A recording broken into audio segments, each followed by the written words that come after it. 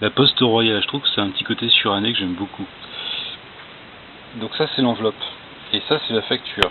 Ça c'est pour les archéologues du futur qui font une datation au carbone pas 14 pour le coup.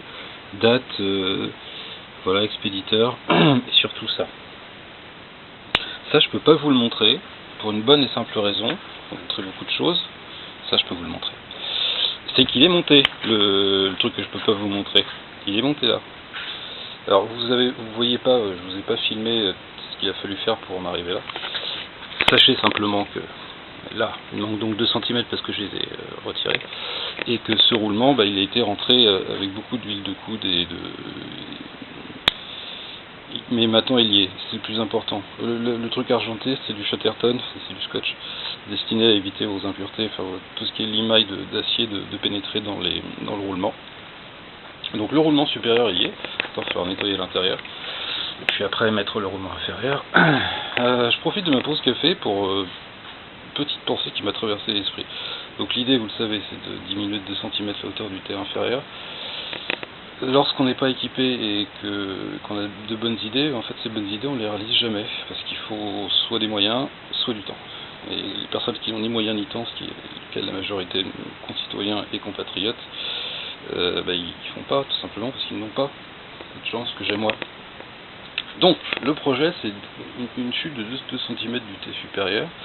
Alors vous démontez tout d'abord pour regarder comment c'est fichu, et puis ensuite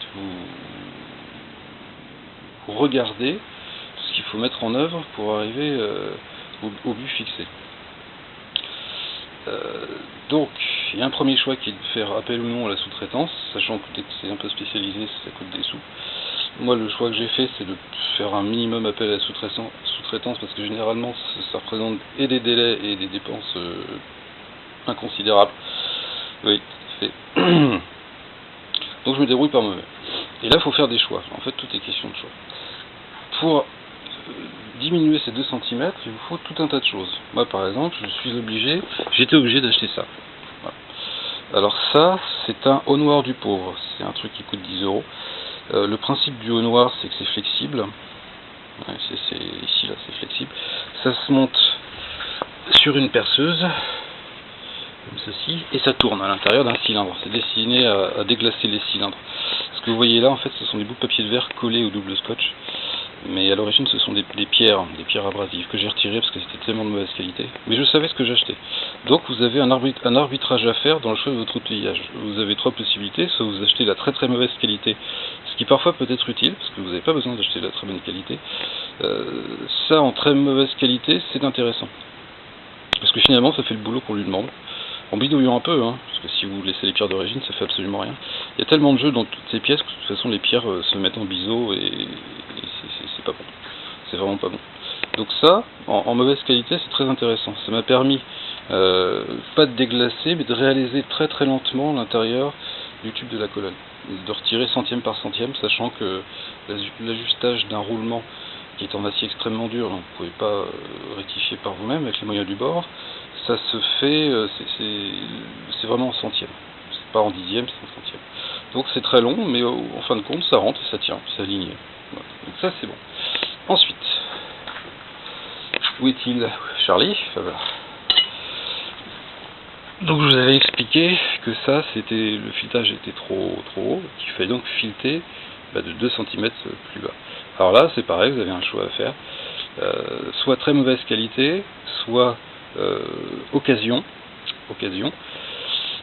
mais de l'occasion de bonne qualité pour le coup. Alors vous prenez le risque que ce soit à l'origine de la bonne qualité, mais qu'à force d'être utilisé, ce soit plus utilisable. Donc là, ça dépend de ce que vous achetez. Si par exemple, je l'ai pas déjà perdu, vous achetez ça, je l'ai reçu hier, avant-hier.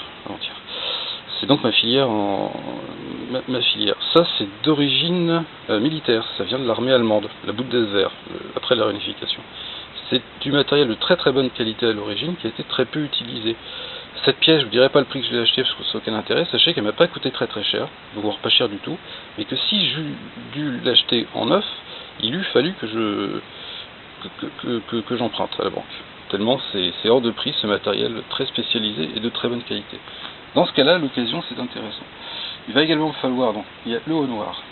Cette pièce, une fois que j'ai reçu cette pièce, il me faut le porte-filière, c'est-à-dire l'outil qui va me permettre de l'utiliser. Mais avant de commander le porte-filière, il a fallu d'abord que je reçoive la filière pour connaître les bonnes cotes pour pouvoir commander le porte-filière. Le tarot, il va falloir un tarot pour rectifier l'intérieur des tubes de fourche. Et ici, alors le tarot c'est pareil, ce sera comme la filière.